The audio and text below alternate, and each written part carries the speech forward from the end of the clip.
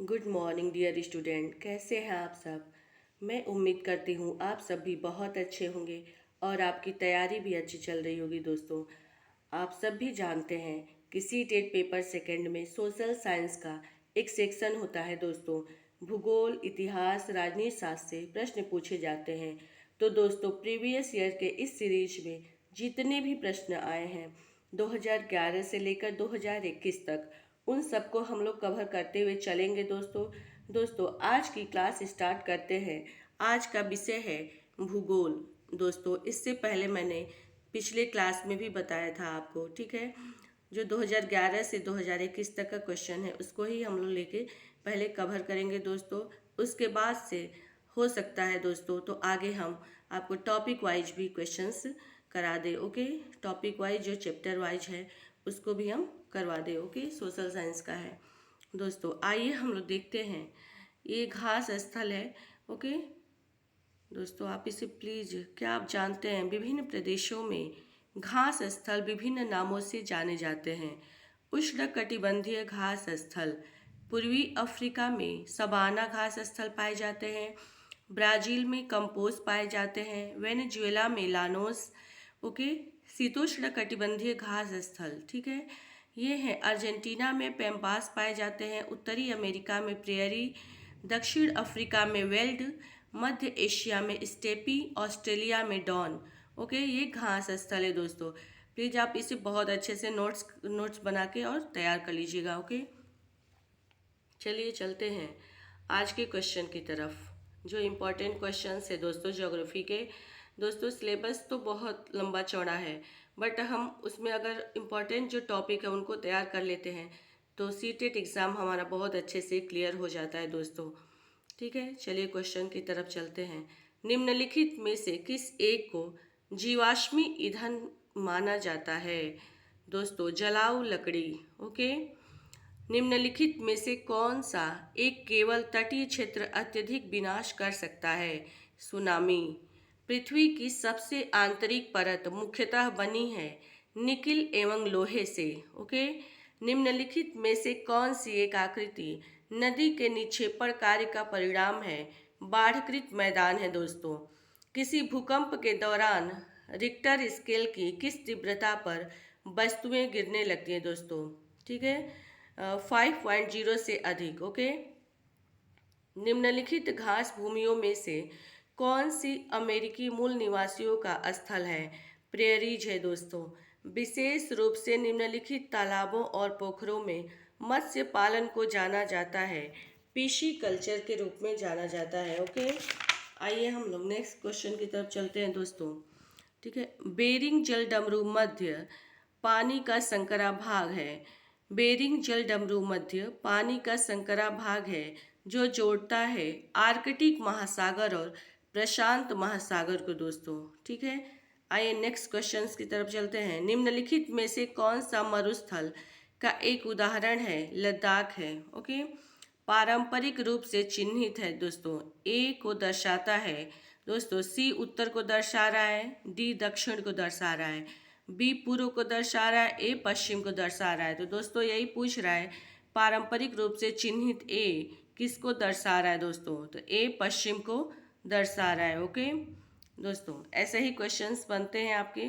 Brazil में पाए जाने वाला कंपोज है एक उष्णकटिबंधीय घास का मैदान है। कोलकाता बंदरगाह किस नदी पर स्थित है। दोस्तों, हुगली नदी पर स्थित है। ओके, आइए नेक्स्ट क्वेश्चन चलते हैं। संसार में किस महाद्वीप पर सबसे कम जनसंख्या है। दोस्तों, ऑस्ट्रेलिया पे। ओके, सबसे कम जनसंख्या है। लद्दाख में पाए जाने वाला गम्पास है बौद्ध विहार एवं मंदिर। ओके, गम्पास, ठीक है। दोस्तों, ये ठंडी वायु, गर्म वायु, ये चक्रवाती वर्षा को दर्शाया गया है। ओके, ऐसे ही बना के आपका पूछ देता है। दोस्तों, 4 ऑप्शन दे देगा कि ये किसको दर्शा रहा है। एक उसमें होगा चक्रवाती वर्षा, जिस पे आप लगा देंगे ये चक्रवाती वर्षा को दर्शा रहा है। ठीक है दोस्तों, आइए हम लोग दिशाओं का ज्ञान करते हैं। ये है आपका उत्तर ऊपर है, नीचे दक्षिण है। दोस्तों ठीक है, इधर पूर्व है, इधर पश्चिम है।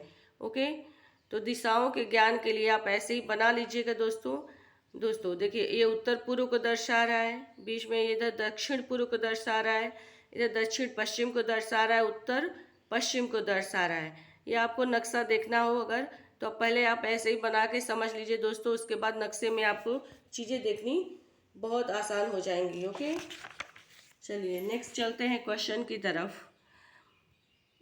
कौन सा उद्योग अक्सर आधुनिक उद्योगों की रीढ़ की हड्डी कहलाता है? इस्पात यानी स्टील कहलाता है दोस्तों के। बैरोमीटर का प्रयोग क्या मापने के लिए किया जाता है? वायुमंडलीय दाब को मापने के लिए होता है बैरोमीटर। भारतीय उपमहाद्वीप में उन्मृत जीव जंतु को खाने के बाद गिद्ध किडनी गुर्दे के काम न करने के कारण मरने लगे, जिनका उपचार किसके साथ किया गया दोस्तों? डिक्लोफेनेक के साथ। Okay, diclofenac. पवन क्रियाएं छत्रक सेल बनाती हैं। पवन क्रियाएं छत्रक सेल बनाती हैं जो प्रायः पाए जाते हैं रेगिस्तानों में पाए जाते हैं दोस्तों के।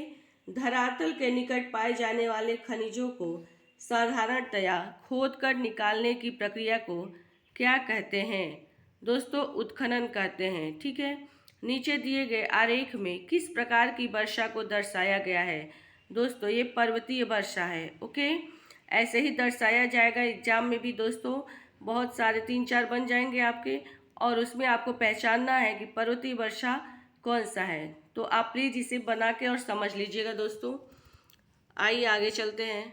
पृथ्वी द्वारा प्रसारित प्रेषित तरंगों को वापस पृथ्वी पर कौन परावर्तित करता है दोस्तों? वायुमंडल या आयन मंडल। ओके, पर्यावरण में संतुलन बिगड़ जाता है यदि निर्वनीकरण तथा भू अपरदन चलता रहे। ओके, दो शहर एन और एम ग्रीनविच के क्रमशः 15 डिग्री पूर्व तथा 15 डिग्री पश्चिम पर स्थित है।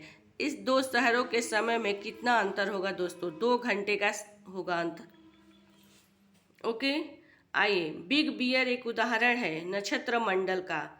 ठीक है, पृथ्वी से चंद्रमा का केवल एक ही भाग दिखाई पड़ता है क्योंकि चंद्रमा को पृथ्वी के चारों ओर चक्कर लगाने में तथा अपने अक्ष पर घूमने में समान समय लगता है। पृथ्वी अपने अक्ष पर घूमती है, पश्चिम से पूर्व घूमती है दोस्तों। जैसे जैसे हम पूर्वी गोलार्ध से पश्चिमी गोलार्ध की तरफ जाते हैं, देशांतर रेखाओं का आकार क्या होता है दोस्तों? समान रहता है। ठीक है, आइए नेक्स्ट क्वेश्चन की तरफ चलते हैं। पृथ्वी दिन कहलाता है पृथ्वी द्वारा अपने अक्ष पर घूमने में लिया गया समय। विषुव के दिन सूर्य की सीधी किरणें पड़ती हैं विषुवत रेखा पर। ओके दोस्तों, नेक्स्ट क्वेश्चन है। अटलांटिक महासागर में अनेक पोताश्रय एवं पतन हैं क्योंकि अटलांटिक महासागर की तट रेखा अधिक दंतुरित है। दुनिया की सबसे लंबी पर्वत श्रृंखला कौन सी है? एंडीज है दोस्तों। भारत में उष्णकटिबंधीय वर्षा वन पाए जाते हैं अंडमान निकोबार द्वीप समूहों में दोस्तों। लौटते मानसून के समय आर्द्र पवनें बहती हैं स्थल से समुद्र की ओर। ओके, निम्नलिखित में से किसे पृथ्वी के फेफड़े कहा जाता है? ब्राजील के उष्णकटिबंधीय सदाबहार वन को। विश्व का सबसे बड़ा नदी बेसिन कौन सा है? अमेजन नदी बेसिन है दोस्तों।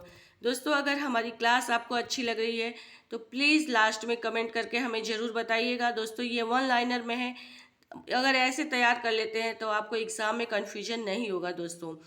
पिंड जिनमें अपनी ऊष्मा व प्रकाश नहीं हो लेकिन वो तारों की रोशनी से चमकते हैं, उन्हें क्या कहा जाता है? ग्रह कहा जाता है दोस्तों। भारत की मानक देशांतर है 82° 50' पूर्वी देशांतर। ओके, जब कोई शिलाखंड दबाव व कठोरता के कारण परतदार सेल में बदल जाते हैं उन्हें क्या कहते हैं? अवसादी सेल कहते हैं दोस्तों। निम्नलिखित में से कौन सा परंपरागत ऊर्जा का स्रोत है? जीवाश्म ईंधन है। निम्न में से वायुमंडल की कौन सी परत वायुयान उड़ाने के लिए आदर्श है? समताप मंडल यानी स्ट्रेटोस्फीयर है दोस्तों।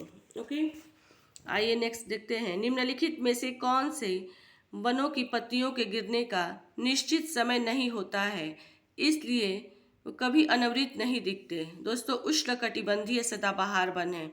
ओके,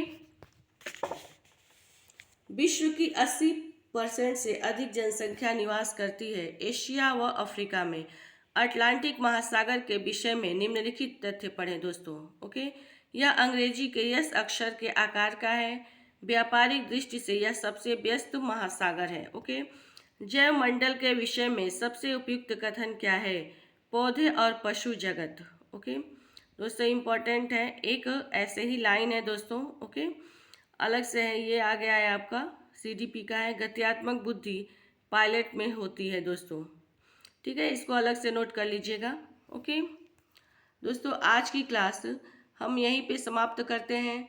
कल दूसरा जो है दोस्तों, जो पिछले ईयर का क्वेश्चंस है उसको हम लेके आएंगे। ओके, अभी ज्योग्राफी का ही चल रहा है दोस्तों, इसके बाद हम पॉलिटी और हिस्ट्री, उसके बाद ये दोनों भी हम करा देंगे। ओके, चलिए दोस्तों, फिर मिलते हैं हम लोग नेक्स्ट क्लास में नेक्स्ट चैप्टर के साथ। तब तक के लिए धन्यवाद।